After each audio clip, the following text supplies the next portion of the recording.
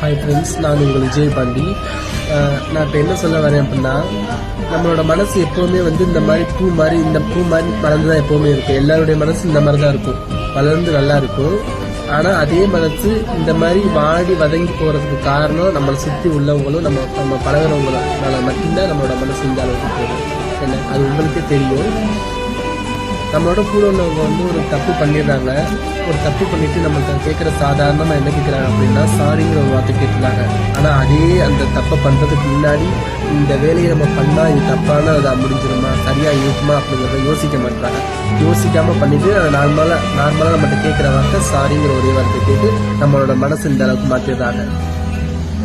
எதுவுமே எல்லாருக்குமே நான் என்ன சொல்கிறேன் அப்படின்னா, ஒரு வார்த்தையை பேசுறதுக்கு முன்னாடியும் சரி, ஒரு வேலையை தொடங்குறதுக்கு முன்னாடியும் சரி, நம்ம தூய்மையாக எதை ஆரம்பித்தாலும் சரி, அதை நம்ம யோசிச்சு பண்ணோம்னா கண்டிப்பாக நன்மையில முடியும். யோசிக்காமல்